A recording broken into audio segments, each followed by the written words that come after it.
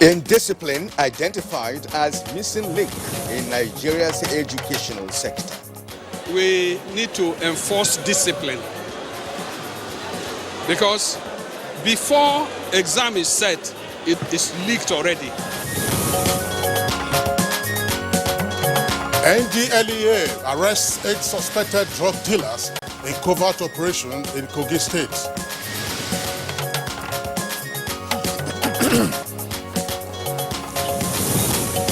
Illegal buildings risk demolition as Osun State government begins dredging of waterway.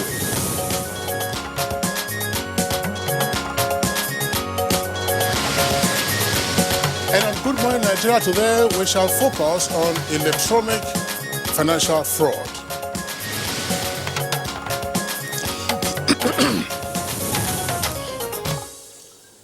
Just recently, the nation's media space was inundated with reports of Nigerians being involved in internet fraud both within and outside Nigeria. Now, even more worrisome was the news that 77 of 18 persons accused of electronic financial fraud by the Federal Bureau of Investigation of the United States are Nigerians.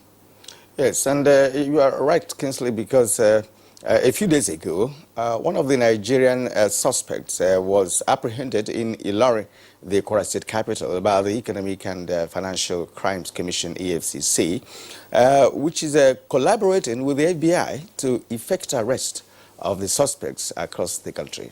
That's right, Kirian. Now, similar arrests have also been made in Port Harcourt, River State, Owerri, Imo State, Lagos, and indeed Edo State, all linked to the ongoing collaborative investigations by the EFCC and the FBI. Of course, reports indicate that some of the young men with questionable sources of living and some of the suspects also who are on the FBI list are already trying to escape to other countries like the United Arab Emirates, Ghana and Gambia, while others are going underground to evade arrest. That's right, Kirian. Apart from the men, I think at least one woman has also been picked up. But the good news, however, is that the EFCC has vowed to fish out all those Nigerians indicted in the recent United States wire scam, which really cast aspersions on the image of Nigeria, in spite of the efforts being made to deal with financial crimes in the country.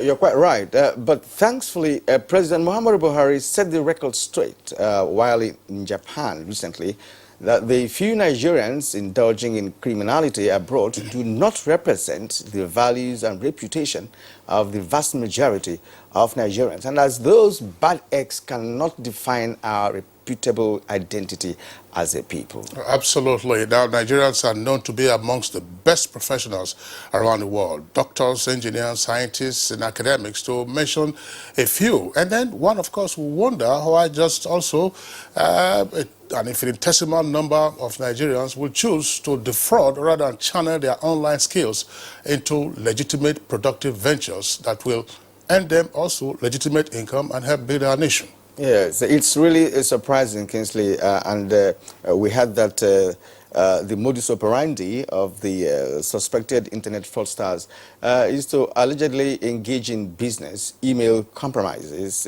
bank frauds, romance scams, and schemes targeting the elderly and defrauding them of millions of dollars. Well, the question is, should the internet or globalization, as it were, be seen as a blessing or a curse in view of these criminal activities being perpetrated by characters such as those who are often referred to as Yahoo boys? Yeah. Now, is ICT facilitating businesses or making businesses go bust?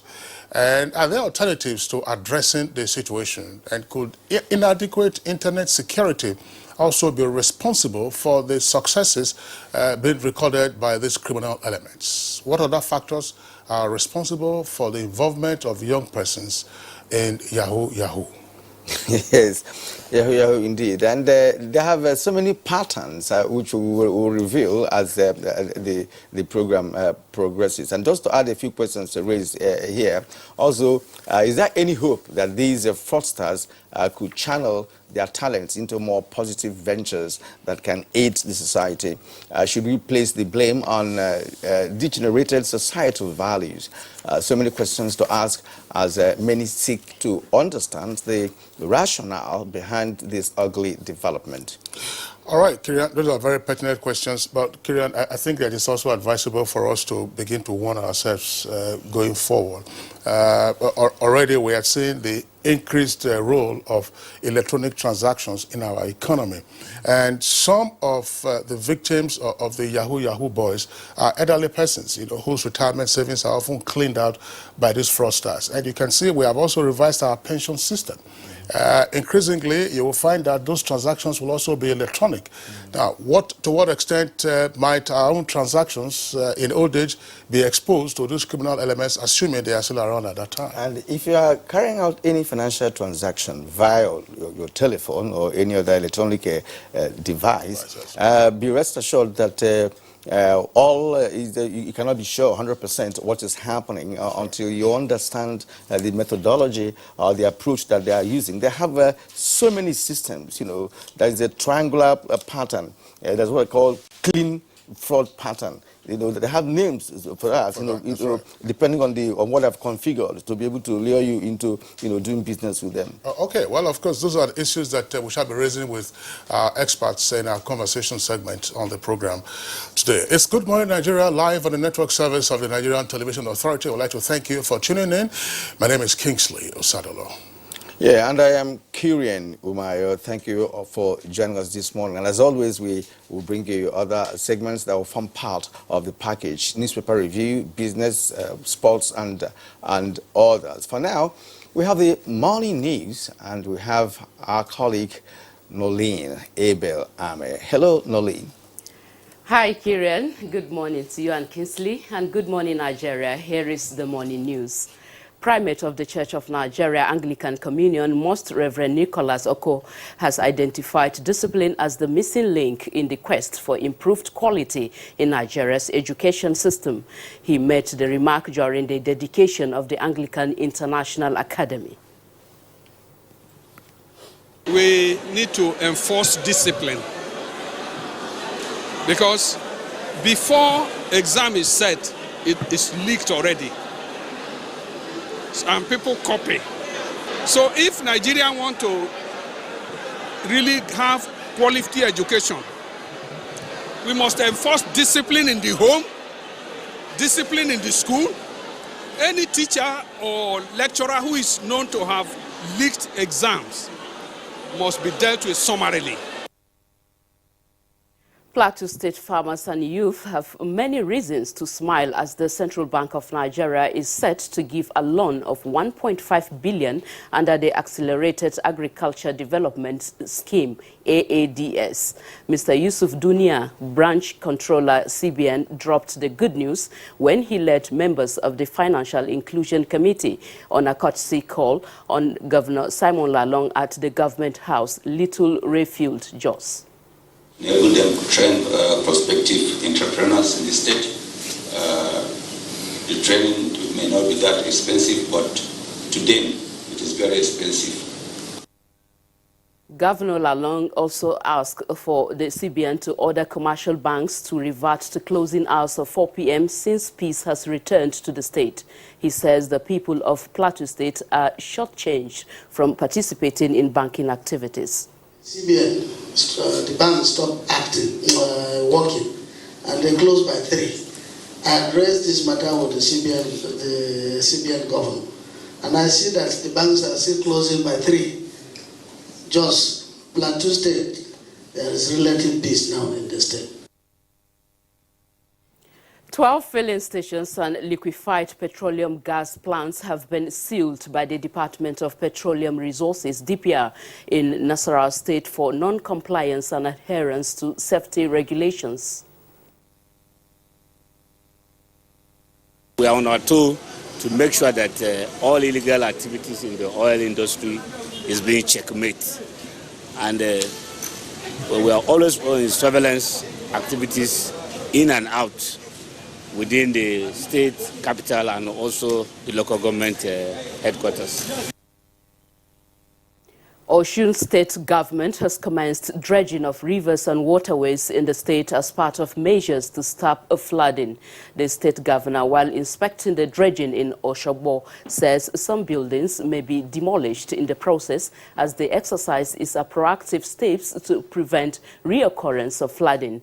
The government appeals to the residents to desist from dumping refuse on waterways.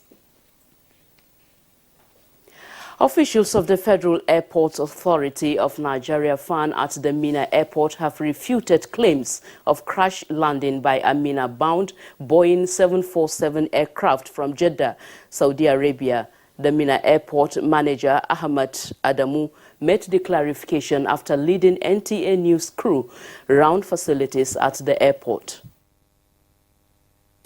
Nothing happened. It's just the mass air that has some technical hitches.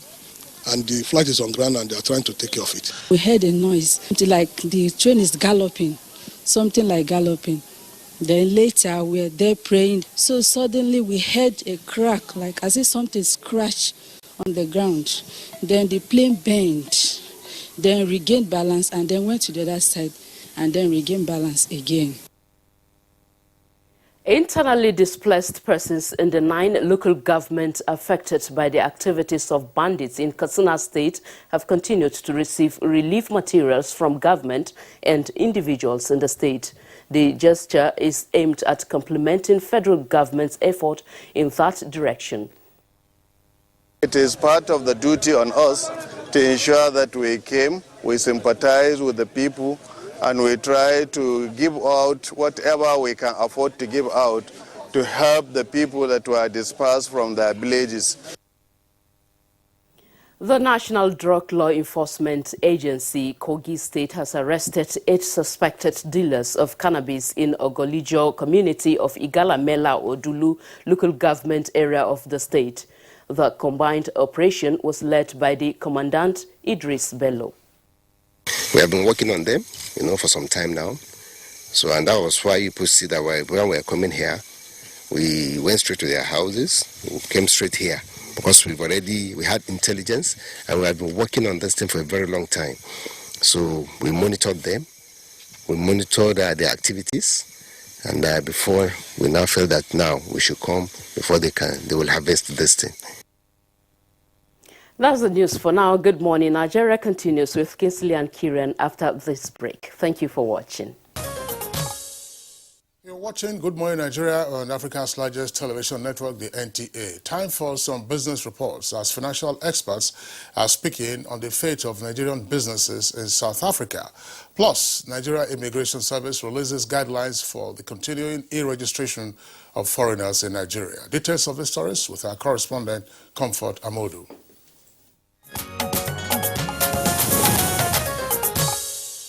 Financial experts have raised concerns about the viability of the free trade agreement, considering trade tensions and economic disintegration across the continent, with particular reference to the xenophobic attacks on Nigerians in South Africa, which they say have affected their businesses.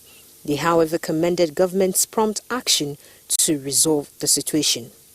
South Africa and Kenya are where investors establish their main office in Africa, and then they now open up outposts in places like Nigeria. The one thing that is most paramount for any business to survive is security. If your security is not guaranteed, you will pull out. The moment these Nigerians begin to leave South Africa and return to Nigeria because they perhaps have no other destination to go, it's going to tell significantly positively on our economy, because they're going to bring in their business, because they're going to bring in their capital, because they're going to bring in their expertise, and it will tell negatively on the economy of South Africa. So security is very key, and the South African government needs to understand this. And for the week ended 6th September 2019, investors lost 184.49 billion naira week on week, with the Nigerian Stock Exchange all-share index dipping by minus 1.38% to close the week negative. And beginning from today, Monday the 9th of September, the National Agency for Food and Drug Administration and Control, NAFDAC, and the Central Bank of Nigeria will no longer accept non-digital licenses, certificates of permits issued by NAFDAC for the processing on the Nigerian Single Window Trade Portal, of the importation of products regulated by the agency. The regulated products comprise of foods, drugs and cosmetics, medical devices, packaged water, chemicals and detergents. In view of this, only digital forms of import permits issued by NAFDAC will be used for the processing of import transactions, and subsequently integrated e-permits and e-form is required for import processing on the Nigerian Trade Portal. And the Nigerian Immigration Service has also released guidelines for the e-registration of foreigners in Nigeria. The new guideline states the provision of information and requirements for migrants residing in Nigeria, including the enrollment and biometrics data capture and the receipt of an acknowledgement slip. The registration process ends 31st of December 2019, and failure to comply will attract penalty. Thank you, Comfort, for that business package. We appreciate that. Now, next on Good Morning Nigeria is newspaper review.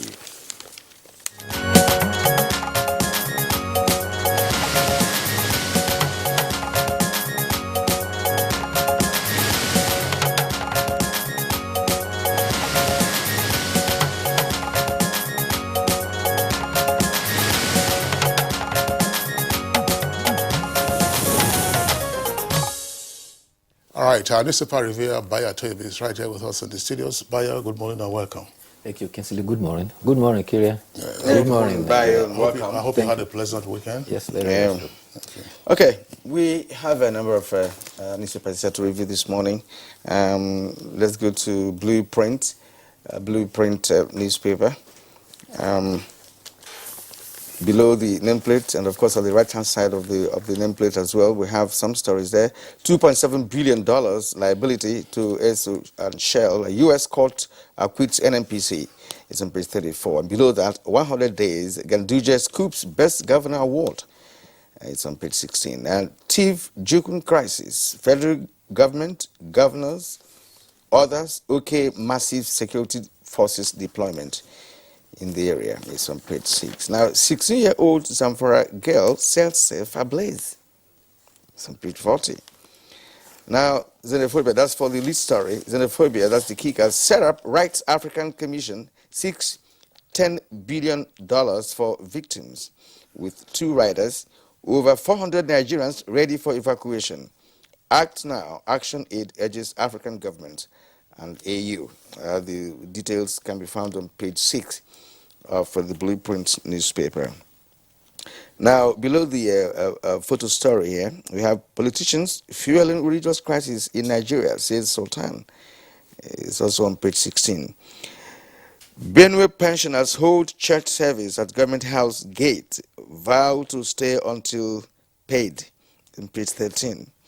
Federal government spends 1.8 billion naira on malnutrition in 18 states. It's on page 32. INEC unveils new communication policy. Also on page 32. FIBA World Cup. D Tigers feast on Chinese team, pick Olympics ticket. That's a good one. That's on page 46. That's it for Blueprint. Okay, let's take a look at the front page of the Punch newspaper. The front page is pretty busy. The lead story is on the xenophobic attacks in South Africa. 1 killed in South African fresh attack. The federal government begins evacuation with 3 riders there, 400 Nigerians ready to return home. Hoodlums insist foreigners must go. Nigerians in detention for visa violations to be repatriated. Details can be found on page 2 of the Punch newspaper. Now, below that, there are a number of other headlines. Let's take a couple of them. It says, men jailed 7 years for defrauding U.S. consulate. And 3 protesting pensioners die in Benue. And that's attributed to the chairman. Details on page 16. And Kogi governor picks Edward Onoja, that's his chief of staff, as running mate. Now, above the nameplate of the Punch newspaper, let's take also a few of the headlines. It says, excess crude account depleted by 6.48 trillion naira in 7 years. That's on page 37. Politicians causing and fueling religious crisis, says Sultan. That's on page 7. And on page 2, I contemplated suicide after leaving office. And this is attributed to the former Attorney General of the Federation and Minister of Justice, Adoke. Now, this is on page 2 in greater detail of the Punch newspaper. The story is excerpted from his memoirs, known as the Burden of Service. Part of it, Bayo, if you permit me to just read this, and this is quite instructive. He said he had contemplated suicide, but that he decided to live and tell his story on account, according to him, of the stories that had gone around as to how corrupt he allegedly was, the torture and torment that he was suffering psychologically. But he said he decided to live and tell his story. So those are the headlines from the front page of the Punch newspaper. 2 earpieces, by the way, before I bring in Bayo. Rape, Dakolo sues Fatoyinbo and demands apology in newspapers. And federal government panel submits report on Pinnick, Odua, and 21 others. That's on page 30. Bayo. Yeah, let's start with the continuation of the demonstration in South Africa. Zulu camp hostel dwellers commenced demonstration again on Sunday. This time around, they marched to the east of Johannesburg and they were chanting that illegal African migrants must leave South Africa. The marchers carried knob carries and marched to Julius Park. They were addressed by Mangosuthu Buthelezi, who drew their attention and told them that what they are doing is a violation of human rights and also the South African Constitution. It says that some African nationals have also bonded together in self-defense. The police in Gauteng area said that 5 persons were injured and 1 person was unfortunately killed. And the spokesman for the hostel dwellers, Sifiwe Molongo, said that we are not happy with what government has done to resolve the problem. He says that government must explain why it is going with foreign nationals who are here illegally. They also want the foreign nationals that are taking their jobs to leave. We also are not happy about the issues of drugs as well as ownership of RDP houses which foreigners are taking. 5 persons were injured, 1 was killed. Nigerian Union in South Africa has called on all Nigerians to avoid and stay away from hotspots. Meanwhile, the Nigerian mission in South Africa has indicated that so far 400 Nigerians have indicated the interest to be evacuated to Nigeria. The Consul General, Godwin Adama, says the first batch are likely to be airlifted on Wednesday. Meanwhile, the High Commissioner Kabir Bala says that Nigerians that have registered and those without travel documents will be issued travel certificates to enable them be evacuated. You remember that the Air Peace has volunteered with aircraft to evacuate them from South Africa. Yeah, and the New Telegraph has it here as the federal government evacuates 400 Nigerians with some riders there. Air Peace lifts first batch from South Africa Wednesday. Mission provides emergency travel certificates, as Bayo just said, to Nigerians who have lost our means of livelihood. South Africans to foreigners, leave our country. All right, this is the other critical story is the quotation from the Sultan, who was. Bayo, just before you leave this subject matter, I mean 2 significant developments in the wake of the renewed attacks by South Africans against black foreigners who are living in their country, according to them, and asking them to leave.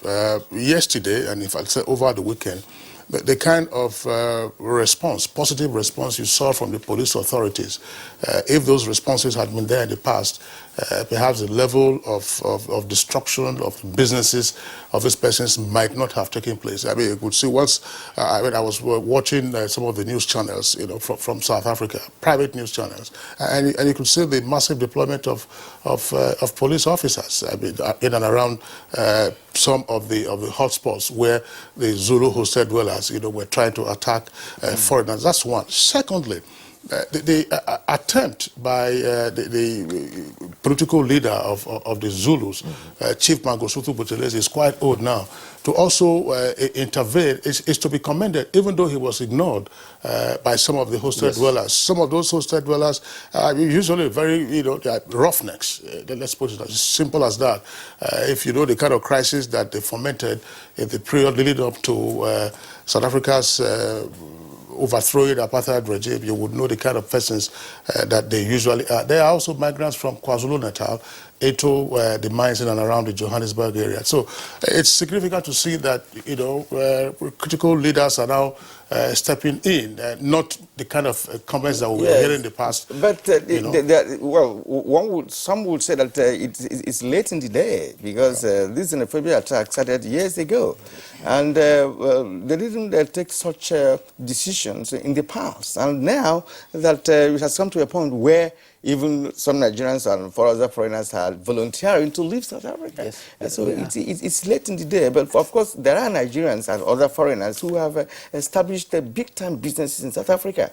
They have ownership of industries, companies that are doing very well. These are legitimate people who are doing legitimate business in South Africa. But the few of them who may be involved in drug trafficking and other vices, may have triggered the entire thing. But of course, like Kinsley said, look, all those politicians who are speaking now ought to have done that in the past. Long time, yes. Already the special envoy by Mr. President has returned. Ambassador Ahmed Abubakar has come to brief the president, and he also conveyed greetings from President Ramaphosa, who says that the relations between Nigeria and South Africa continues to be strong, and they are going to do all that is possible to ensure that the relationship, for as far as Africa is concerned, ensure that Africa is at peace with itself.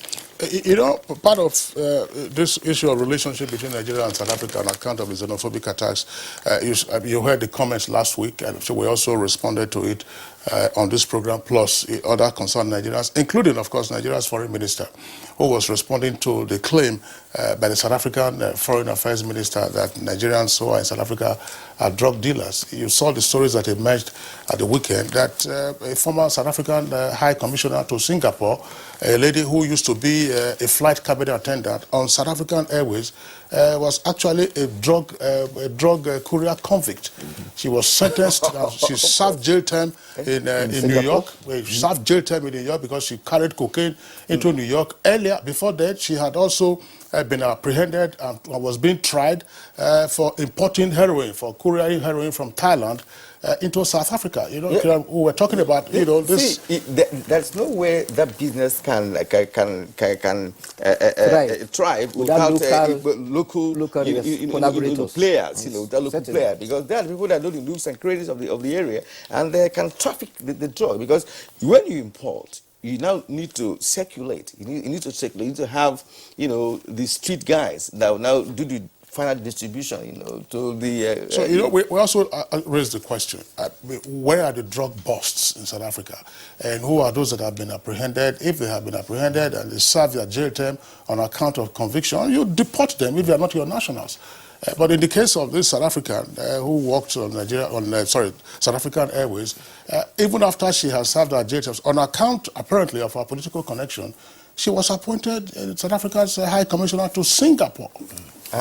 Can you imagine? But it was an exclusive story by the Sunday Times of Johannesburg that revealed all of this, and then she was recalled. And what we should note, actually, is that corruption is not just in Nigeria.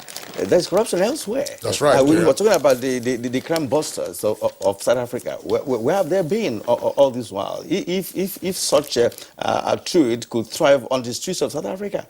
I think the outrage from the world, from the African Union, from the United Nations, and all nations around the world, has embarrassed South Africa, and they are forced now to become the latest African apartheid, because the apartheid that the world rescued them from is exactly what they are now fostering on their fellow Africans. But let's go to the other story I was talking about. Religious crisis in Nigeria are blamed on politicians, and guess who said this? The Sultan of Sokoto, Said Abubakar III, said that people should shun religious crisis. He stressed that the Bible, the Quran, were not political books and did not and do not belong to any political party. He was speaking at an religious council function in Akure, the Sultan enjoined people to shun politicians and affluent people who politicize religion for selfish interests. He was hosted by the G of Akure, Oba Alade Toyinbo Alade Lucy. Nobody, he says, who claimed to love God without loving his or her neighbor, whether he is a Muslim or Christian. He also inaugurated a mosque at the palace of Deji of Akure. The other issue is the proposed procession by the members of the Shiite group, which is causing a lot of consternation. The police has issued warning that IMN remains banned and therefore they should stop the procession. Actually, the 9th and 10th of the first month of the Islamic calendar, which is Muharram, is usually for celebration. There are two sides to it. For the other Islamic groups, it is a day that marks the remembrance of when Noah disembarked from the ark, and also the day for which Musa led the Israelites across the Red Sea. This incidentally is also celebrated by the Israelites as Yom Kippur.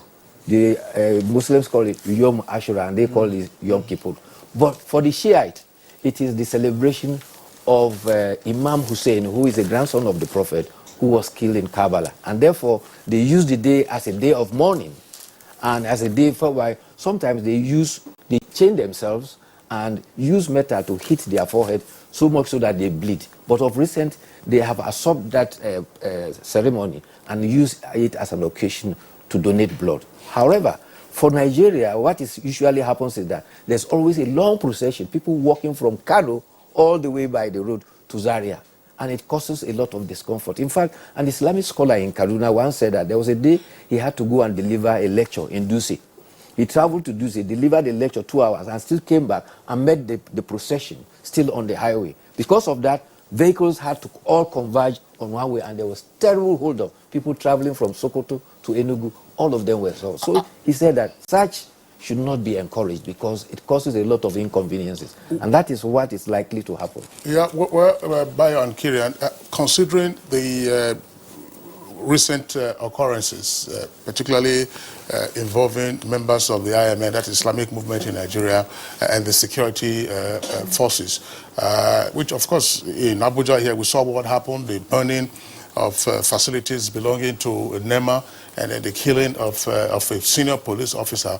And the fact that the leadership of the IMN are persons who have also had cause to engage with the authorities. It is advisable that this is not a time for any confrontation. If the police authorities say that they cannot provide, security or will not tolerate that because it might be hijacked, then I think that, Kirian, it's advisable to avoid any bloodbath. Let the religious leaders speak to their members and indicate that, look, this is not an attempt to suppress, your observance of your religious rights.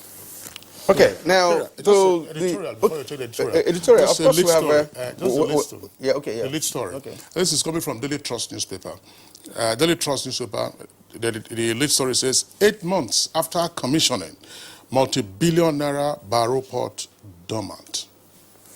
We've discussed this issue a number of times on this program, the issue of having other ports opened up, to ease, the congestion at Lagos. Yes, the congestion at the Lagos port. But, there was one thing one of the guests told us here some time ago, Kinsley. He said that it is the person that owns a consignment that determines where it goes. If you want Lagos, that's where it goes. If you want Port Harcourt, that's where it goes. So that may mean that it's not necessarily because it's not functional, but because persons who are involved in shipping business do not want to use it. Well, it's a facility that is available. It's just like also the export processing zones. It is to enhance a rapidity of good services from the port and also help decongest the port. But if we don't take advantage of it, then it means that the facility will waste. But for the case of Barrow, don't forget that the River Niger was dredged to enable ships to travel up country, up to as far as Lokoja, and if possible, up to Barrow, so that port goods, heavy duty equipment that is killing our highway can come by way of the river. All right, editorial for today is on xenophobia, which of course we have, touched in the course of the newspaper review. South Africa government, xenophobic attacks, and federal government's response. Well, quickly, there's also this story that I wanted to draw attention to. The Presidential Election Petition Tribunal is expected to deliver its judgment any time from now. And this is because by virtue of Section 134, 2 and 3 of the Electoral Act, the 190 days meant for the case to be disposed of is likely to end by September 15th. And so the judge has reserved judgment. And so between now and September 15th, the lawyers must be contacted for judgment. Otherwise, it will lapse. Oh, talking about the editorial now, it's just why we've been discussing this xenophobic attack. Well, South Africans are now beginning to realize that the outcry from the world has put them back in the area of apartheid where they were at the receiving end. They have now, like the point you described the other day, the latest xenophobic attack is the latest apartheid from South Africa. And apparently, it is pushed by the migrant workers, particularly the Zulu, who are known to be very, very violent and very wild. Yeah. And their grouse is three. First of all, they say that foreigners are there illegally. Secondly, they are taking the jobs that is meant for them. And thirdly, some of them are also involved in drugs. And what I quickly remember is one of the witty expressions of late President Robert Mugabe, who says that if a doctor is working in South Africa, it will be very foolish for any illiterate person in South Africa to lament that the doctor is taking his job. When he's not qualified to do the job. So what is happening is that you find out that those who actually are the lower rung of the people, who actually have poor or no education at all, are the ones who are feeling envious of those who have come to the country to work. There's no gainsaying the fact that there are elements of drug trafficking that is going on, but the police must be up and doing. Those who are involved in that should be arrested and tried and sentenced accordingly. However, they should do all they can not to forget that the whole of Africa was at their support, and they should not be the one that should be disparaging Africans in their own country now. Okay, and the federal government, of course, is responding the way and manner it should at the moment until the envoy briefs the president. Nigerians will now know the direction of the federal government on this matter. The federal government will make pronouncement, but their indication to South Africa is still encouraging and wanting Mr. President to visit in October with the hope that most of the issues will be settled. Diplomatic relations will be strengthened, and hopefully they will use it to solve this current problem. All right, Bayo, at this point, we'd like to thank you for your analysis. We hope to see you again tomorrow for another round of a newspaper review. Thank you so much for being here. Thank you, too. All right, this is Good Morning Nigeria on the network service of the NTA. We'll take a short break, but when we come back, of course, we'll be looking at e-fraud. All right, now, to, of course, start off the conversation this morning on Good Morning Nigeria, let's take a correspondence report on the matter. And here is Serafina Okon with the package.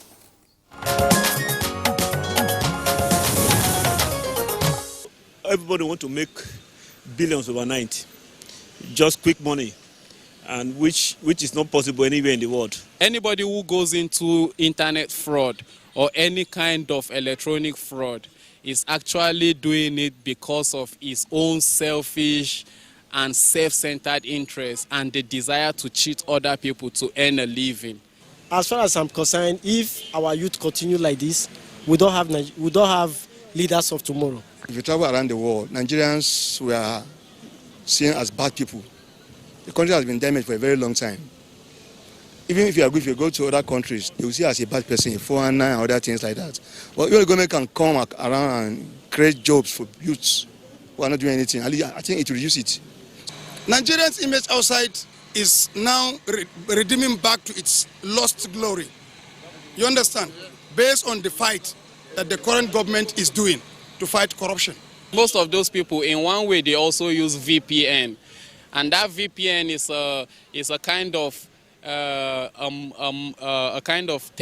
software that makes You might be chatting with the person in the next room, but he will be using that VPN and set the country code and the country identity to America, a specific state in America, and he will be chatting with you. They even go as far as forging an international line. It's actually not everybody that knows who they are chatting with, even when the conversation is actually not the type they should involve themselves in.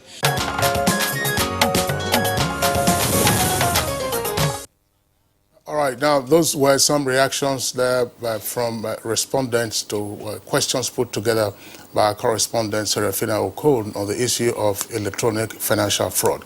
We have with us three guests in the studios to discuss this issue in further detail. First, let's welcome Mr. Kano Idago. He is the head Advanced Fee Fraud Unit at the Economic and Financial Crimes Commission, EFCC. Mr. Idago, pleasure to have you with us on Good Morning Nigeria. Thank you very much. All right. Also here with us in the studios, we'd like to welcome Mr. Kasim Sodengi. Sodengi is National Coordinator, National Office for Nigerian Content Development in ICT at NITDA. That's the National Institute for Technology Development Agency. Pleasure to have you with us on the program. Thank you so much. I'm pleased to be here. Okay. Also here with us in the studios is an economist and CEO, Global Analytics Consulting, fairly familiar face on the program, Mr. Tokwe Fashwa. Mr. Fashwa, pleasure to have you with us on the program. Thank you very much. Kieran. Yeah, gentlemen, good morning and welcome to the program. Let me begin with Kano Idago, who is directly involved in advancing fraud, security. Now, what is electronic financial fraud, and why has it gained momentum over the years? I will start by talking about how it evolved in the first place. The internet, in Nigeria, the internet was introduced in the mid-90s. And basically it was used by multinationals at the time. And access or service was through NITEL. Subscription was very expensive at the time. And then later on, licenses were given to internet service providers, and people had more access. It was less expensive at the time. So it progressed, and at some point, the proliferation of the ISPs and cybercrime made it accessible to many people. And then more significantly, the GSM technology and data service now made it available to generality of the people. So at that point in time, people had more access to the internet. And about 42% of the world population definitely is connected to the internet. In Nigeria, with a population of over 180 million, we had 55% of the population were also connected. So the internet itself, changed so many things, the way we communicate, transact businesses at that point, and also the way we access data, and even the way we fight wars. So basically, our banking system also migrated from analog to internet-based banking. And we started doing ATM withdrawals and making online transfers. And then government itself also went online as well, the e-governance and the IPPS also. And even our educational sector also moved. We had online courses. So everything was done on the internet. And also, the crime and criminal activities also moved online as well. And that was what gave birth, to advanced fee fraud scam. So advanced fee fraud scam at the point was limited to people sending fictitious and fraudulent business solicitations to people outside the country. And then it developed, to this stage where we have cyber criminals involved in hacking, phishing, and the rate at which they are doing it now is so much, and I think it's a cause for concern.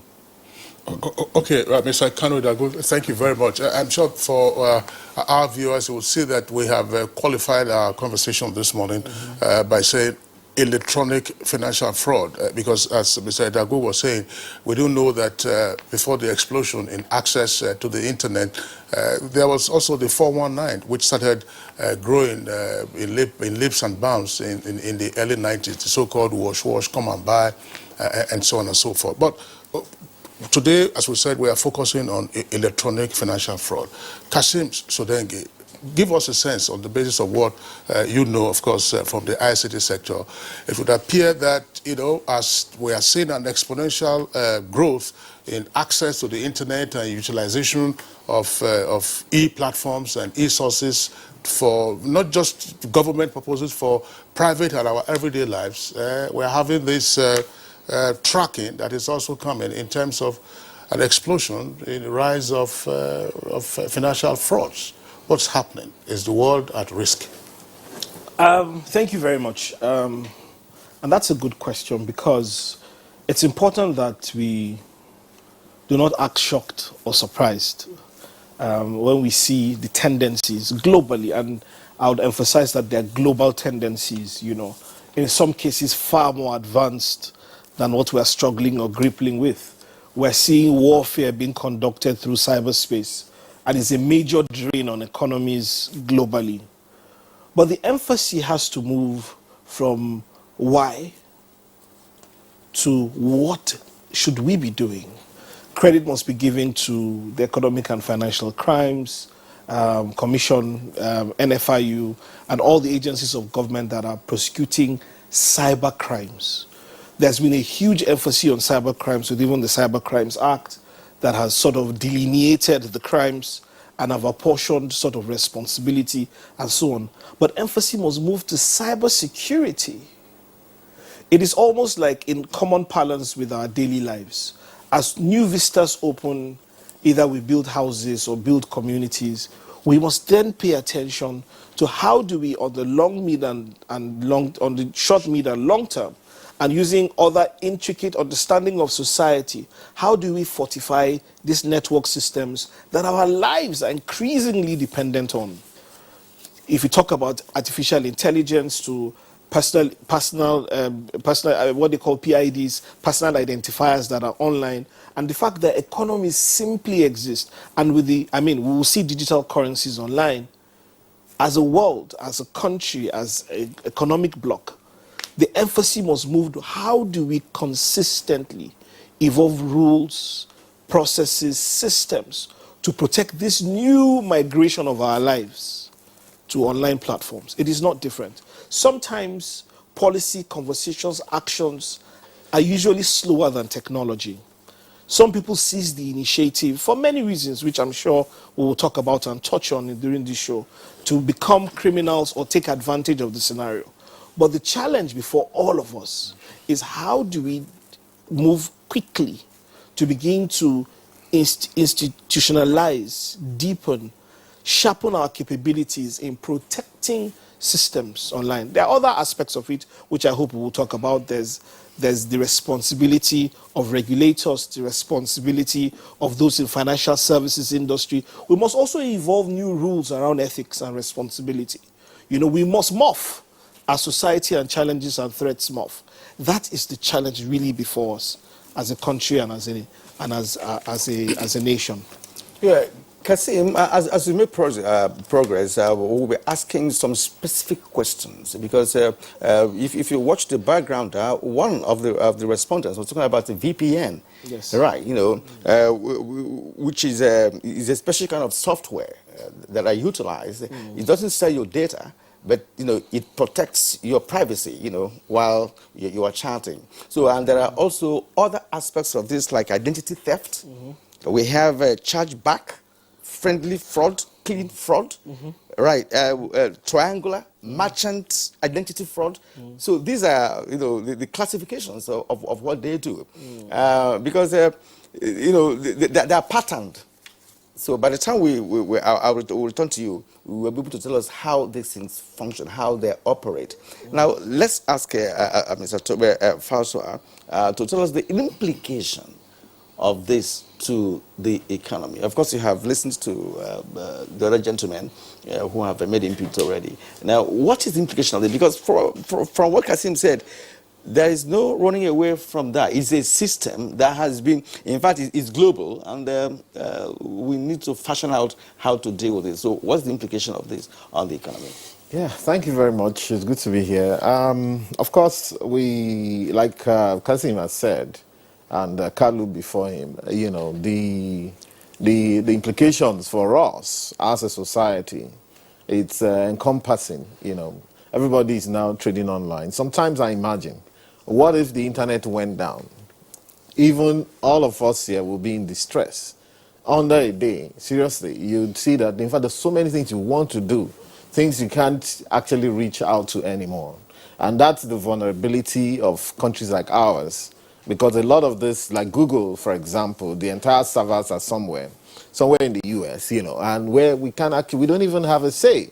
So we get what they give us.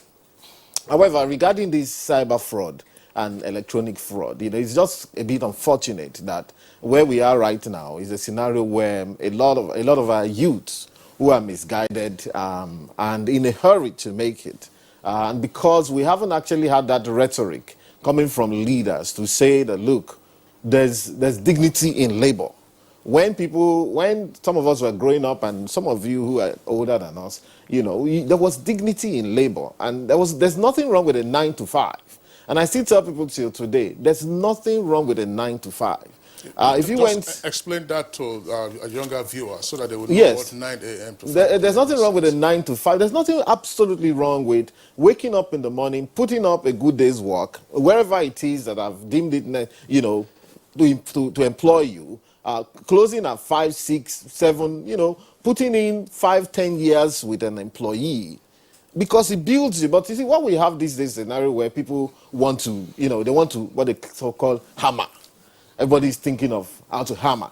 I mean, you see people leaving school today, and that's Mercedes-Benz you're driving, that Range Rover that you're driving, maybe after 30 years of work, they want to drive, they want to stay in Maitama. Nobody is thinking of, oh, look, let me start in Suleja and be walking my way down. You know, so those are the things. Now, what are the implications to the economy? Unfortunately, whereas we think we're making fast money, we're actually slowing down our economy. Because now we have a lot of trust issues. As we speak right now, I mean, your show before we came on set, you were talking about the backlash in South Africa. Before South Africa, 2 weeks ago, was a huge problem in the United States, 77 Nigerian men, you know, and I think a couple of women are also involved, you know, who were busted for this same issue. You know, some of them, there's what they call the relationship fraud. I mean, they send bulk mail. And mind you, okay, so there's relationship fraud, there's phishing, where they send you all sorts of things in your email. If you click on some things that look too good to be true. So the message is, if it looks too good to be true, it is usually a fraud. If somebody else tells you that you've won $1 million somewhere when you didn't play a lottery, there's lottery fraud, there's NGO fraud. Of course, we know all sorts. Unfortunately for us as Nigerians, there's one thing they call Nigerian fraud. But you see, it is not actually indigenous to Nigeria. As a matter of fact, the truth is that, you know, we are peanut chasers, even in that industry.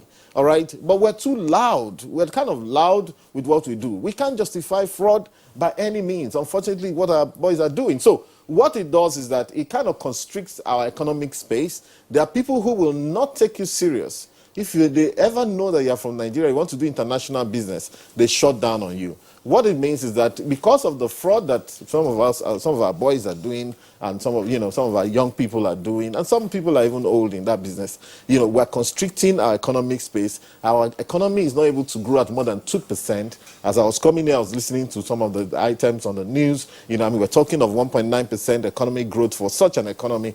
That they said that if they remove South Africa, unfortunately, and Nigeria from the equation in Africa, the rest of the economies are growing at 5%. And so I'm thinking, why would Nigeria be a drag down on the rest of African indices? So if trust is very, very important in business. If we were trusted people, we would probably grow a lot faster. Okay, that's the truth. So we haven't managed, apart from the fact that a lot of our young ones are going into that to make quick money, we also have not managed the PR aspect of that issue very well, such that if you got a job in a lot of the European banks like HSBC, Barclays, Citibank and co, during your orientation, they will teach you what they call the Nigerian fraud. And that Nigerian fraud is the typical 419 that we're talking about, advanced free fraud, bulk emails sent out, and so on. But the truth is that all of these things came from somewhere.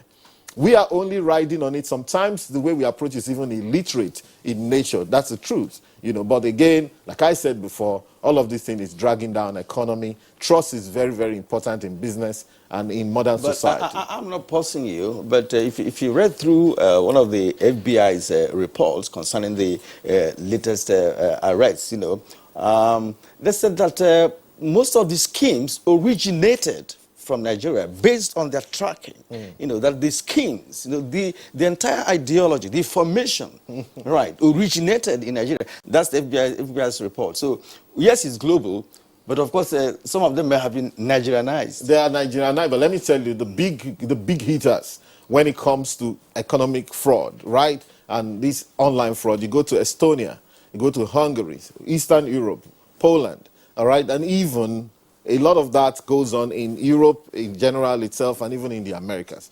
The problem I think we have is, you see, we did push back when we could to say, like, why would you teach people a certain thing called Nigerian fraud when it's actually based on what people are able to learn? If I tell you how email fraud was originated, when there was no email, there was a mail fraud.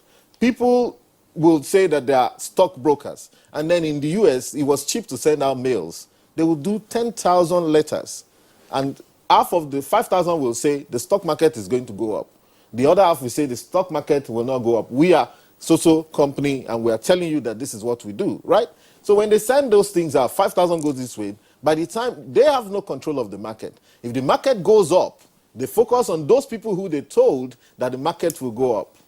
They split it in two. They'll tell you the market will go up again or it will go down. See, by the time you do that the fourth time, some people will start to trust you and say, well, these guys are always getting this thing right. And by that time, that's when you call them to bring in the investment. And of course, you're not investing in anything. They're what they call boiler rooms, all right, where people set up, agencies, and all they do is just collect money and tell you that there's a certain stock is going to go up, there's a new discovery in the pharmaceutical industry, and so on. And people trust them. By that time, we were not even in email fraud. We're not even in this 419 thing. All right? So we need to also look at how to balance those two. We'll come to you to further elaborate on this. Just before we bring in Kanu Idago, Kieran, there's a late Nigerian diplomat, senior citizen, late Ambassador Hamzat Ahmadu. Hamzat Ahmadu served, he was principal secretary to late Sardauna, worked with General Gawan and became Nigeria's ambassador. He was in Russia, Cameroon, and the US, and also in Europe. He said, while he was in the US, that, what you're describing now is referred to as white-collar crimes. White-collar crimes. That there were instances when a few Nigerians were picked up. And the authorities then were wondering, where the Nigerians, got the intellect from, as it were, to participate in white-collar crimes. That these were crimes that were usually, for persons presumably with advanced IQ. Just to buttress the point that Tokwe Faswa is making. But let's return to this conversation with Kanu Idago. I mean, it's the fact that this is a major challenge that we are facing. But what are the different manifestations of electronic financial fraud? Let's start from our domestic environment before we now take it outside. I'm asking this because sometimes, I'm sure each and every one of us here, you get an email claiming to come from your bank. Sometimes they design it to look, to almost look to closely resemble the logo of your bank. But when you now look at the address, there's something that is funny about it. You also get all kinds of funny phone calls from some numbers, +3 something, and you advise them to take it. So what are we dealing with here? First, on the domestic front, before, the bad boys take it outside our shores. Okay. Cybercrime basically has been on the increase in Nigeria. And right from when the commission was established, it had been a problem. And we have developed a strategy to fight cybercrime. We had developed a strategy to fight cybercrime right from inception when we started. And we discovered it increased over the years and then became a problem. And the exponential increase, it's high on cybercrime activities. It's a cause for concern. And more so, the widespread acceptance by the society is another problem on its own. Because sometimes you see people gather to debate whether cybercrime is good or not. I'm not sure many of them do understand it. But I think it also involves our youth. And our youth are the future of the country. And any nation aspiring for greatness cannot ignore the youth. So what we see is, I think the problem is with the society to see. Because I'm sorry to jump in again. I'm sorry. Well, fine. This is the sociological aspect that you're trying to explore. We're just saying, how does electronic financial fraud manifest domestically? What would you see, for instance, that it would make you indicate that, look, this is a potential, cybercrime fraud that somebody is trying to perpetrate against you? What are we seeing at home, and then what are we also seeing outside? Okay, basically at home here, what they do most times is that they try to get financial information from you. That could be through email. And most times, the email is not secured. It's not secured. So you get, like if you're on a pop-up, maybe a pop-up, and you see information coming. You don't click. You don't click. Because the pop-up, if you're interested, you don't click. If you click, it might not be coming from a good source. So it's better you go to the website. So there are several strategies that they adopt. But what they do is to get money. What they do is to get money. That is their chief preoccupation, and that is their interest. So basically at home here, what the EFCC is doing is we have developed a four-pronged strategy, which is intelligence. We gather intelligence on the activities of the fraudsters, and disruption, enforcement, and then education and prevention. That's basically what we're doing. So it's on the rise. And what we should do if you're conducting any business online, you have to be very careful. You have to be careful. Any email requesting for information, people have to be careful. These are some of the areas. But they have even moved beyond that now. What they do is they hack into systems. They hack into systems, and that's what they call phishing. Phishing basically is they claim to be reputable organizations and then make you believe, then ask for personal information. When you give them this information, what they do is they gain access to your financial information, and they transfer monies from various accounts. So the EFCC is trying so much in this direction. And late last year, the chairman gave a directive. And because that directive, he said it should be a sustained and rigorous raid of areas suspected to be housing fraudsters, and the activities. Because what they've done is they've taken over some of the estates, and they live in estates. And what they do is the fraudsters actually, they take information from people, and they go outside and collect money, obtain money from people outside the country. Okay, So, now we are going to return to you for some specifics, right? Because you have known the methodology that they put in place, but we also need to also find out whether you have the technicalities or the technical know-how, to track them, because this is electronic business. It's not something you can just sit back as a crime buster and determine how to fight it. And that's why I'm coming to our friend here, Kasim, once again. Kasim, the e-fraudsters have become so sophisticated that they have really mastered the art to the point of disguising any fraudulent conversation, in the system. And some professionals have also said that the VPN, the use of VPN, which is a visual private network that they use. Virtual. Exactly, that they use, of course, doesn't sell data, but therefore it protects you, from being detected. So what I'm going to ask you is this: is there any form of technical approach to track fraudulent transactions before they manifest into any crime? Is there a possibility using same IT? Okay, so I mean, it's important that your viewers also understand that technologies are being developed to solve problems. The very VPN you mentioned was developed and enhanced to enable security. But the thing with technology, like every good thing, is that people who are subversive find ways of using it to protect their identity or also perpetuate other crimes. These systems always have vulnerability. If you prod it long enough, it is not foolproof. All technologies have that weakness. And I don't want us to single out the VPN or some system or some capability. I mean, viruses have been with us, Trojan horses, malwares, and so on. Because what has simply happened is that what people have used and developed for positive reasons, others would always use those same things to harm others. That's why the emphasis, as we see technology move at the speed of thought, that's why the emphasis has to move to vigilance and cybersecurity as against cybercrime. Cybercrime in most cases is when the act is being committed or has been committed, that then you don't apprehend people for wanting to commit a crime per se until they've taken steps to do so. So the challenge is with society and regulators and with CSOs and so on to sensitize people on technologies and possible vulnerabilities. That's why you have things like ethical hackers. There are people who are paid to prod and interrogate systems because it is known that a system is developed. All you see is the development you've done, like the VPN.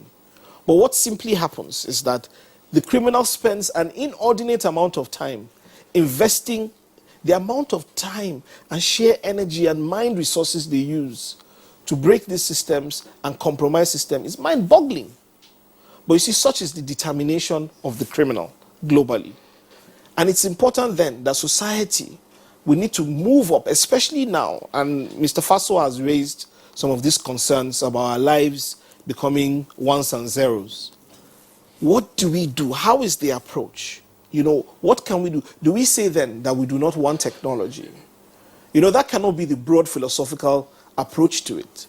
The approach has to be sensitization. For instance, so the common one now that has been the issue is the business email compromise.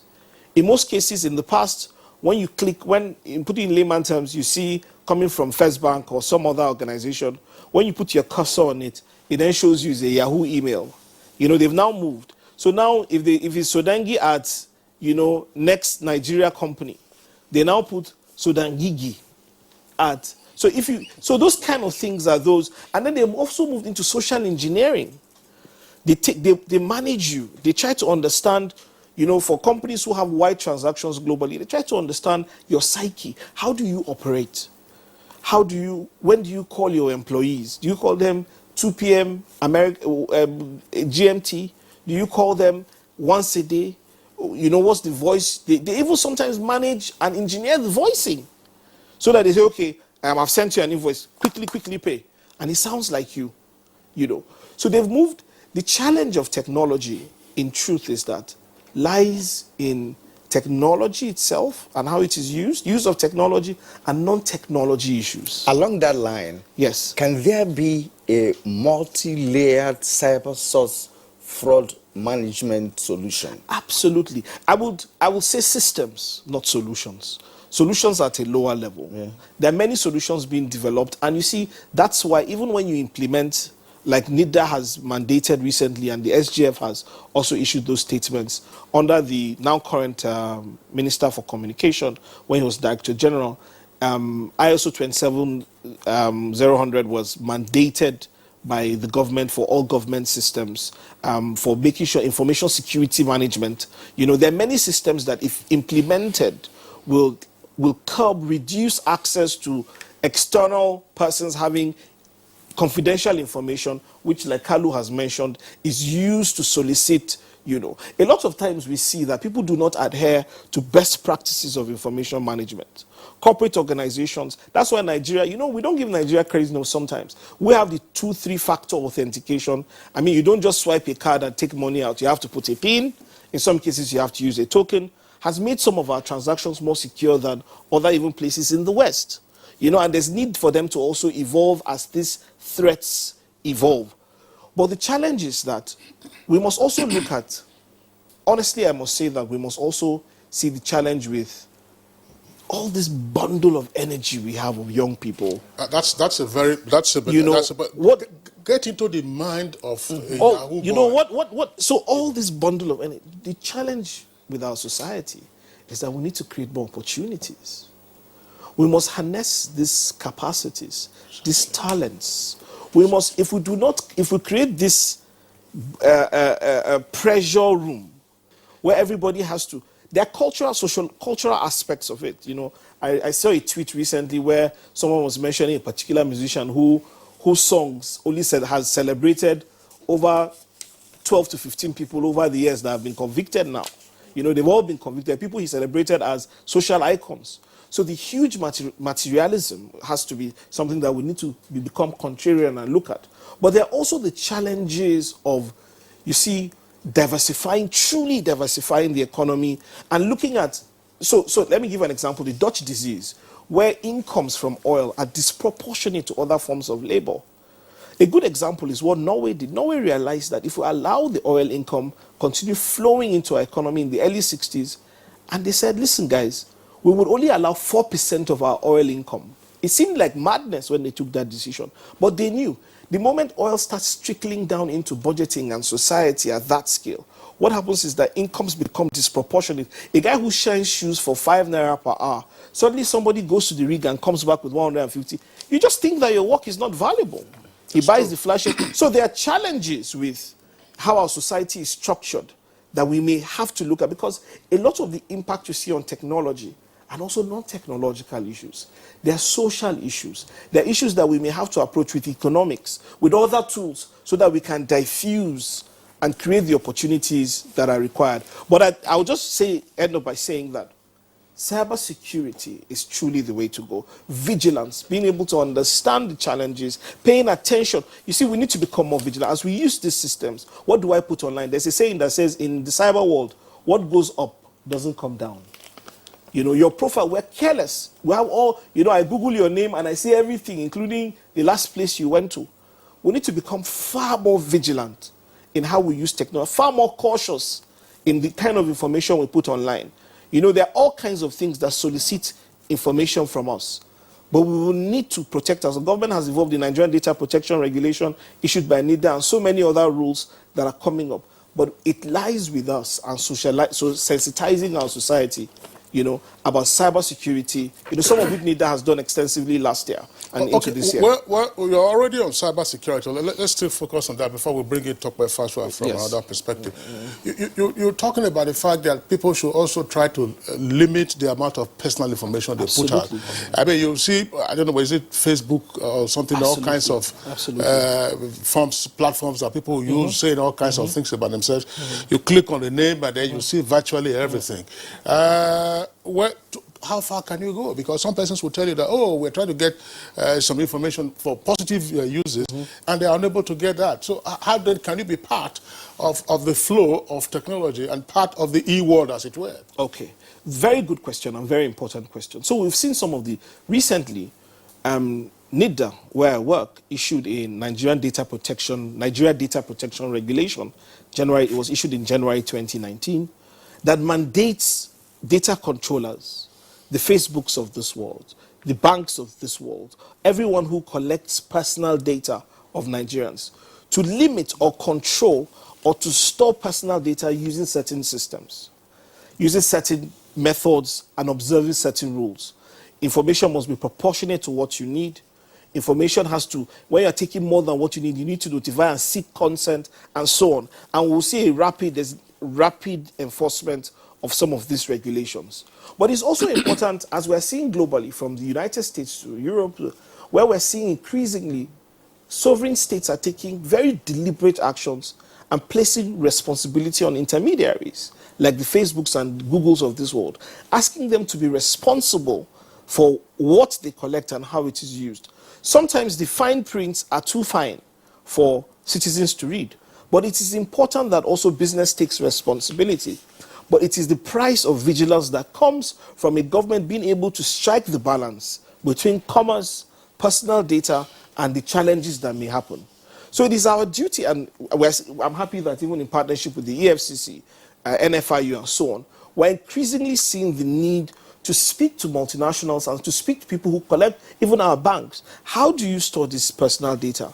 What are where there are breaches, what penalties? We've seen the penalties on Marriott hotels recently, on British Airways, and sort of all those places where there have been breaches of personal data. Steps need to be taken by government, by regulators to strike a balance. We must also remember that we don't throw away the baby with the bathwater. E-commerce has its uses. It creates opportunities, again, for TB youths who can sit down and provide services across the world. I mean, it is the backbone. This outsourcing using the internet has been the backbone of the growth and the explosion of the Indian market around software and certain capabilities. So while we leverage on this, and we must be deliberate in leveraging on it, but we also have a responsibility to always strike the right tone. It comes from knowledge, spending time in research. We need to make the right investments so that we're able to build out. I just wondered, you know, part of what he just said now, it's good news that the Nigeria Data Protection Regulations have been issued. Because on Good Morning Nigeria, and the point we're just discussing the growth, you know, of e-governance, that there was a multiplicity of avenues by which your personal information data could be collected. Telephone service providers will ask for information up to that of your grandfather. Embassies will ask for the same information. Driver's license will ask for that. INEC is registering you. They will ask for that. A bank is doing that. They will ask for that. So it was just all out there. Yeah, they're all out there. In fact, I was engaged by one foster, because I was convinced at a point that he is one. He said, as a lady, you know, he lives in the UK and what have you. But when he started asking me about my next of kin, I said, but what are you doing with my next of kin? Because I said, look, you are sounding like a criminal. And he went off. He went off and he didn't tell again. So it is like that. Let's come back to our friend here, Tobe. Tobe, you know, fraud of any kind is actually an intent. It is a purposeful intent by a person or persons, you know, determined to utilize some techniques, techniques of deception and trickery to get you. And these transactions are online. How can the financial managers or in financial institutions, how can they tackle this? Is there any leeway for them to track transactions before they become crime? Because invariably we are talking about exchanging of information about your data and what have you. Yes, like Kinsley rightly pointed out, you have to do that in so many areas of life. Like if you're engaging in an interview or what have you, your email and all of that will be demanded and what have you. Now, in the course of transaction, any transaction, is there any possibility that managers of financial institutions can, you know, say, look, this is a suspect, let's track it and see what happens? Well, of course, and there's the EFCC and the NFIU, they get some reports from banks, you know, regarding what they call suspicious transaction. There are times when they look at an account and then if there's a certain spike, a certain unusual spike in the activities on an account, it behoves on them. And they know that if they don't do the reporting and, you know, a crime is reported on that account or an investigation is carried out, the bank itself is liable. So, and of course, some of these things have been designed in their systems to trigger themselves. So it doesn't even have to do with the discretion of those who are managing it, who will probably, decide whether they want to reveal the information or not. Because the CEO is looking at what's going on. Of course, you see, you don't want to put people on that platform who are going to put you in trouble. But I must say quickly that, of course, we now live in the age where data is money, all right? Data is money. People are after data now, big time. And there's what they call big data as well. And big data is, for example, what you can get from Facebook, from Twitter, from what are people discussing. You can send some keyword search, to see what's the concern of people and all of that, But I want to quickly say, for the layman, if you use Yahoo, for example, Google is a bit better because Google will usually categorize your email, the priority mail, those ones that go into your inbox, then the social mail, then the one that has to do with marketing. So sometimes when you go on Google, you only see the mails that you're supposed to see. Yahoo is not like that. And so one of the things you see, usually that I see on my Yahoo sometimes is, you see a mail from your bank saying that, for example, recently they designed this one whereby they say your bank is debiting you with 18,000 naira for their magazine. And when you see that, say, why are they debiting me 18,000 for my magazine? Then they now there'll be a link there, something, you hover on it, you see that you can click on it to say maybe you want to protest this charge. When you click on it, there are several things that can happen. They can infect your computer with a virus, with malware, with all sorts. But sometimes what they do is they can infect you with there's what they call a keylogger. And that keylogger is such that they're looking for patterns of your password.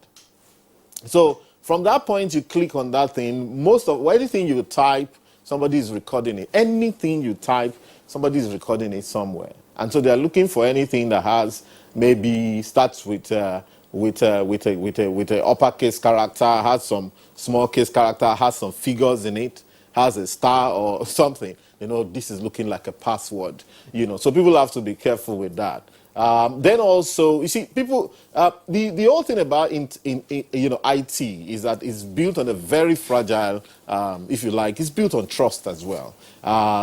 Because if anybody sends you a mail today, one of the things I think people should look out for again is there's these people that send you a mail and they say, this is the invoice.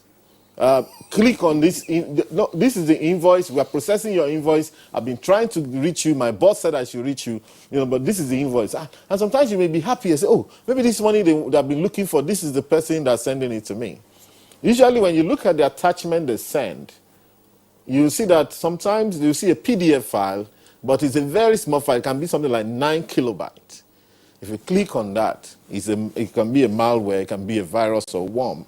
Difference between virus and worm, Kasim can tell better than me, but one of them, I think a virus works even when your computer is shut down. It begins to infect your files. And then the worm is when you're up and all of that, So people have to be extremely careful with what they click on the internet. And of course, sometimes they work with greed. Like he said, social engineering, they want to know you, they're drawing you close. They are kind of preparing your mind for when they will hit you. Now, they also start very small. When you look at all of those crimes that have been perpetrated, say like some of those ones on romance scams and so on, they tell you, look, we have this big money here, or I have this problem, but you know what? Just give me $10, just give me $15. They are starting. So you say, well, $15 is manageable. Before you know it, another $20, $200. Before you know it, you are in too deep. Now you're trying to get your money out, and they're telling you, look, you have to invest some more. Okay, so basically that's how it works. Just before we take this short break, between Tokwe and, in fact, any of the three of you could take this. We're talking about how the fraudster lures in the victim. Now, if you recall, before, again, we started seeing more and more of e-transactions, at some point, you were advised not to issue a check to just anybody. Because they could go around to they scan your signature and then, get a dot check or something, or get a specimen of your check and sign off. Is there any risk, because I've read some things I'm not quite clear, is there any risk in also making bank transfers to accounts? It's okay. Via phone? Via your phone, it's okay. I mean, I transact a business with you, Kasim. I mean, I know you. So, okay, I mean, instead of carrying Naira on my pocket, I make a transfer to you. Is it advisable to do that with any person with whom you have transacted business? Is there a risk of you making a transfer and then the recipient using whatever information available from that transfer to harm you financially? Let me quickly chip in. There's one, and I'll give it to the EFCC guys. One of the things that happen usually, Nigeria is the one wonderful place where people, you want to withdraw from your ATM, you give your driver, and even you write your password and say, or you give anybody. I mean, it's wonderful, because elsewhere economy is foolish. They'll tell you that, look, don't use your date of birth, don't use your children's date of birth, don't use the same password for all your cards. Never. Don't keep your card in one place. All your cards. Don't keep all of them in one place. All this idea we keep them in wallets and we're walking around with them. Very dangerous. If anybody grabs that, it's a tome of information. The one I want to say is this. People go to the, I've seen this instance with the EFCC. People go to the ATM to withdraw and someone comes and tells you, sorry sir, I've been trying to withdraw. I can't withdraw. Can I transfer money to your account and you help me withdraw the cash? Usually, that person has done a fraud somewhere. The money is sitting in his account. He does a transfer to you. You withdraw. The EFCC links you with that person. You have to explain how you are not the person that did that fraud. Kano. For me, making a transfer online is normal. And doing that does not give whoever you're transferring money to information, your personal information. It doesn't give them the opportunity to get your personal information. I think what's really a problem is when you allow your information, personal information or your banking information, you give it out to other persons. That's when it becomes a problem, and that's when they can access your account. So online transfer is not really a problem on its own. Well, like he said, that simply transacting may not pose any risks. But like Mr. Faso has alluded to, wider practices around these transfers, some of the more social things we do with our accounts, our recklessness at ATMs, the people we share our banking information with, even where we think we think it's expedient, it is the habits, you see. It is our habits around these things that expose us. We must also understand that, there's for the electronic criminal, he's very patient. It's a business of patience. He might go 10 days without getting any serious information. He may collect remotely, and then suddenly a few things fall into place. And then he makes the hammer, as it is known. You see. All right, so we must understand that. Like, again, that's why I try not to, because we've said to ourselves, instead of, sometimes the information is too much. Where how do you train society on worms, viruses, VPNs, all, So what we just say is that we focus on social habits, social habits, and the need. Our society, in some sense, there's low trust. In some sense, there's also high trust. Because of how we've lived in communities over the years, Yeah. All right, Kasim, Sodangi, we'll pause it for now. That's okay. Let's take a short break. We've been talking for nearly an hour now. So let's have a break. But when we return, we'll be concluding this conversation. Very important conversation. Of course, we'll have revelations coming from professionals who are here with us this morning on the program. Stay with us. We'll be right back. Welcome back, and let's still Good Morning Nigeria live on the network service of the Nigerian Television Authority. We have a number of tweets that have come in. Kirian, let's go over the tweets and then return to our guests. Mike Ayakwo. Electronic financial fraud is now prevalent all over the world, and Nigeria is no exception. My daughter, who is a student at a university in the U.S., recently fell victim as someone in faraway India fraudulently effected payment from a bank account. EFCC should be working with other international security agencies such as the FBI, Interpol, etc. to help in tracking and foiling these crimes. There is a saying that a rat in the house tells those in the bush that there is fish inside a house. Many of the frauds have insider collaboration. It didn't complete, even among the bankers. Well, is that I want among to, top bankers. I You know, don't want it's very to, important because because top. Top bankers. That's you know, a serious allegation. Well, it's an allegation that he made, right? And the monies are transferred into banks, isn't it? Exactly. All right. Now, Dele Jack Solomon, fraud on the mobile money services are caused by weak internal controls and systems, lack of sophisticated information technology tools to detect the menace, inadequate education and training, and the poor remuneration of employees who are found to impede the growth of mobile money service. In the fight for the prevention of fraud, banks should have in place sound internal control mechanisms. Francis Obi, customers are careless too, in addition to the fact that the fraud might be caused by insiders. Customers drop their printout carelessly at places of transaction. My daughter suffered a similar thing with a bank, and up to now, the bank hasn't paid her back.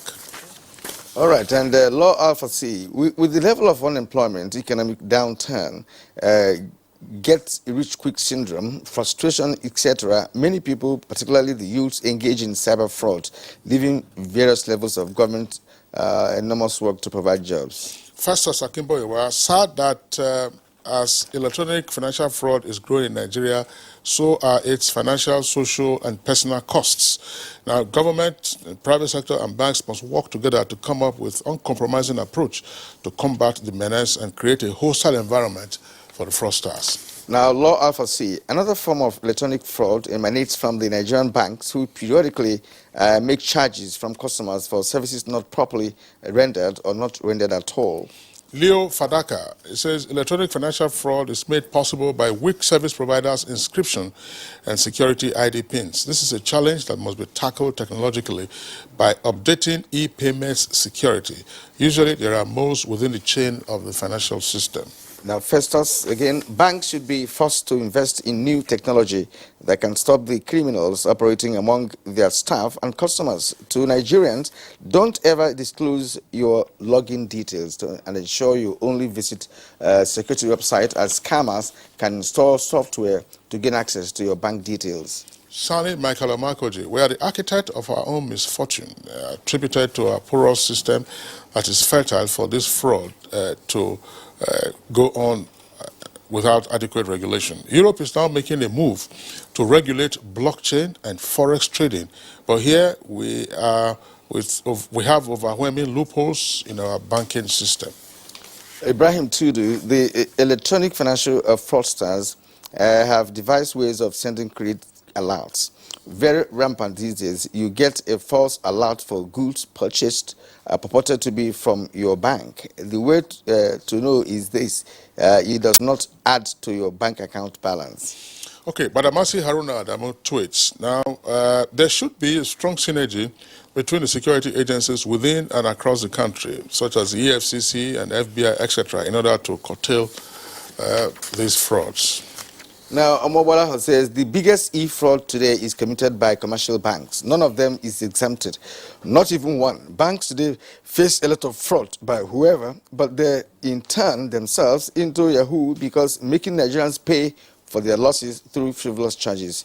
That's by Omobala, please. Okay, now Dada Stephen tweets, Yahoo is a crime of all nations, but our cyber laws should be strengthened. EFCC shouldn't be quick to show the faces of criminals, but conduct more widespread investigation so as to nab other accomplices, just as the FBI did. Yeah, just a way to nab the network, because it's usually a network. But there's an aspect to this. We keep talking about this. So Denge said a while ago that, look, patience is probably the key currency, for operations in the cybercrime world. Let's say for those who are doing Yahoo. It requires an intelligent person to get into this. But this is not a game for any person with a low IQ. And if we are seeing the extent of the involvement of some of our youngsters, is it possible to convert this intellectual capacity that they have into better ends? I recall that Ajijola, one of our regular guests also, this, was talking about a system in Switzerland that was being developed, and they invited hackers to hack it for a fee, to test the integrity of that system. Is there a way now, and so is there a way now we can look at these guys, other than you saw what the police authorities were doing, not where some policemen on the beat, they see you with dreadlocks, they say you are a Yahoo. They see you with one expensive phone, they say you are a Yahoo. Is there a way we can rein in, the system can rein in these guys, as it were, download I don't know, let me not say much that is necessary, apply their talents positively to enhance our cyber security and defense systems. Absolutely. That's actually the next way forward. And, thankfully, Kazim here is the national coordinator for the local content in ICT for Nigeria. And this is very, very important. In fact, the other day, I had cause to say such a thing on Facebook. I said, look, I think rather than pursuing these people all over the place, it's come to a point where we need to just harness them and find a way of channeling them to positive things. You know why, sir? There are Yahoo schools all over Nigeria now, especially in the southwest. Schools. School of Yahoo. In Abeokuta, I've seen some of them busted. In Ibadan, schools where you go in and then you see 30 boys training for Yahoo. The other day, another guy showed in Ghana, Nigerian boys who went to Ghana. All of them were with their laptops. Some of them were already asleep. They had been walking through the night. Shirtless. And remember this, one of these musicians, I think it was Nice, who said, that some of his boys, the way he sang it in Yoruba, that some of his boys are walking through the night, they're sending mails. Sometimes, maybe, of course, that's the time when they're awake in US, for example. So you're awake when they're awake in the US. Anyway, so we have Yahoo schools now, where people go and they train to be Yahoo boys to graduate. We don't see when they graduate, but the training goes on. So to a large extent, again, it's down to an economic question that I've always raised. Are there job opportunities in Nigeria? I think there are. Why are we not creating them? I don't know. Because again, for example, even in the public sector alone, there's a lot we can do. I've always said, for example, if we obsess with our environmental sector alone in this country, I say, listen, we want to obsess with this environment. We want to make sure that every flower pot is where it's supposed to be. Every lawn that we have public is well mown. That we paint our bridges every other month and so on. Plant trees and so on. Yes, there's work in this country. For example, if you look at it from an economic angle, we'll talk about what they call public good in economics. And those things are things like education, things like health, things like security. We have jobs opportunities in these places. We don't have enough policemen, right? We have a problem with education. When I was campaigning, I traveled around the country. Most of our schools, if you find 3 teachers in those public schools where they have 6 classes, you are lucky in many parts. That means we have employment opportunities for teachers. And even if we employ the teacher, we also have employment opportunities in performance management, performance control. For example, people who will go and check what those who you have employed are doing. For example, the Empower system, was brought in almost all the schools I went. They will tell you, oh, we have one Empower, but it doesn't come. So it's not enough to just pay this guy 30,000 at the end of the month or whatever you are paying them. But is someone ensuring? So look, a lot of it has to do with organizing ourselves. We wouldn't have this problem with xenophobia, our people in South Africa being chased around. It's just, all of this is just telling us one thing. Whether in South Africa or in US, all of these are boys and girls that are having issues. Or you go to Italy, in Greece, we have a problem with our girls going there for prostitution. We have people running across the Sahara Desert. Do you know how many Nigerians are dying in that desert every day? So there's opportunity for employment in Nigeria, and until those opportunities are harnessed, we'll continue to have these issues. All right, thank you. Kasim, you want to come in? Okay, come in. If I can just add, cybercrime is becoming a very big industry in Nigeria. And employment appears to be a solution, but employment cannot be a solution to all of the problems that we have, especially as it concerns cybercrime. Because most of the people that are involved in cybercrime are not in the labor market. Most of them are students in schools, and a high number is on the increase. If you know the number of students in tertiary institutions that are involved in cybercrime, I think it's a cause for concern. It's on the increase, and it's a big problem. Well, wait, you can pick out the geniuses from the schools, exactly, and redirect their creative energies. Kasim. And I was going to ask Kasim, rather, you know, what is NIDA doing? I have had the privilege of covering NIDA, you know, for a while, you know, as a reporter, and I know the capacity, you know, that's domiciled in NIDA.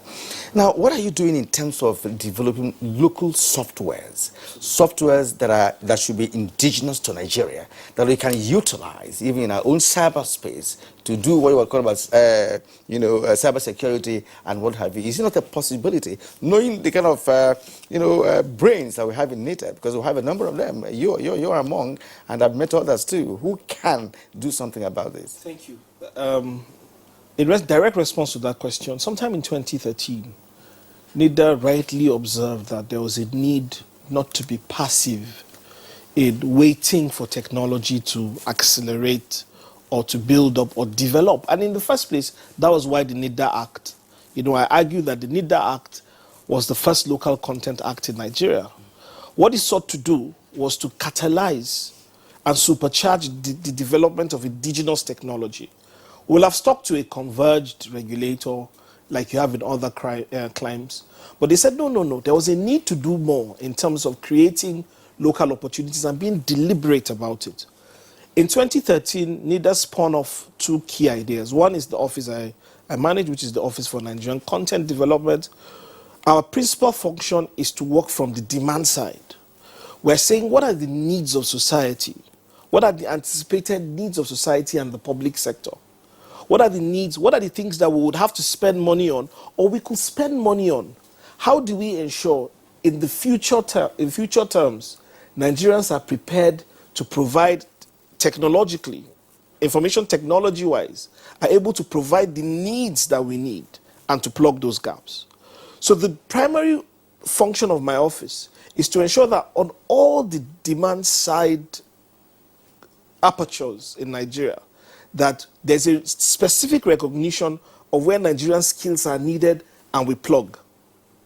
So what we've done is that our programs are geared towards, one, being able to use change management and information and regulations and executive orders like the 003 and 005 on local content and procurement of local technology in partnership with other agencies of government to mandate a purchase of certain capabilities exclusively that are Nigerian and that exist.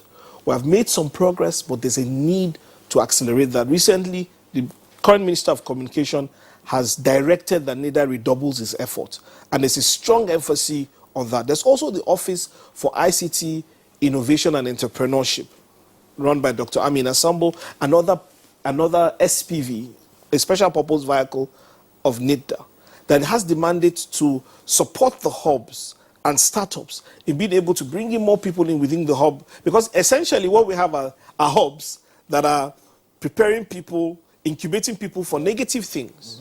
There's a need to accelerate this hub experience. There are some, and some have made significant inputs, but there's a need to accelerate, the development of these hubs and capabilities to accommodate more talents, to the lowest. You see, the thing about technology is that a child in primary 5 who is extraordinarily gifted with numerics can do things that someone who has been trying to do it for 40 years is unable to achieve.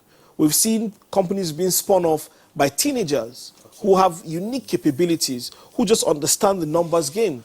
I'm just wondering, Kasim. To just round up, I'll say that because technology is not an industry that sits to itself, is an enabler. What NIDA and the Ministry of Communications is doing is the tip of the iceberg. We need to see the chain effect across all sectors, from environment, finance. Finance has caught up. There's so much more to do. Health, education. Technology is pervasive. So we need to invest and unlock far more capital than we're doing to drive. There's in the Economic Recovery and Growth Plan, there's a whole plank for technology and investments. But we need to unlock and invest. See, technology doesn't happen overnight without the necessary investments that go in. It is intellectual property. To develop human talent requires a period of just sowing, if I'm to use those expressions. Historically speaking, there is no nation globally that has prospered or has become great nation without indigenous technology. And it has not happened anywhere. And let me add quickly, investing, you see, we speak about the internet in the form that we forget that ARPANET, the investment within the US Army, is what birthed technology. We forget that tons of the computing system, software, were a direct pull on the activities of NASA in being able to develop computing for space. Governments, and I'm saying this on the side of communication technology, we're seeing the effort, but it's not enough. The effort has to go across all spheres of government. I know Tokwe is trying to also speak to the policy implication issue of this. Who can push this to ensure that, if you like, there is a groundswell of acceptance, throughout the entire system, public and private sectors? Like I said, the EIGP, which is a good place to start, has sort of articulated the role of information technology in creating jobs and harnessing opportunities. The executive orders have, especially 005. 03 created mandated local content. 05 mandated even the purchase of scientific and information technology from Nigerians. But more has to go in. These are policy frameworks. It now needs to cascade to actionable plans. I have seen the approach the current Minister of Communication has taken. He has come up with a broad plan mandating specific agencies to do more. But it's also important, you see, within the sphere of his influence, there are bold mandates and targets that he has set. And whatever you're doing in communication cannot come to fruition without having synergy with the Ministry of Science and Technology and other parastatals. In fact, economic planning, it needs to become front and center of economic planning. Your final thoughts. We're out of time. And just to, talk about, we can always have you back on Good Morning Nigeria. We'd like to thank you. You're either here with us or you are with us in our Lagos Network Center. Also for crime and punishment, part of what needs to be considered perhaps at another occasion would be, look, the EFCC arrests and prosecutes Yahoo boys. They get convicted, they are sent to jail. Do you put such brilliant criminal minds together with armed robbers in the same cell while they are wasting away and then you have meets outside? Okay, but that's an issue we'll take a look at. I would like to thank Kanu Idago, who is head advanced fee fraud unit at the EFCC. Thank you for being with us on Good Morning Nigeria today. Kasim Sodengi, National Coordinator, Office for the Nigerian Content Development and ICT at NICDA. Always a delight having you on Good Morning Nigeria. Always a pleasure to be here. And also, Tokwe Faswa, an economist. Thanks a lot for being with us. Always a delight having you around. Okay, so that does it for our conversation segment. Let's go over now to sports. And here's Victor Azu.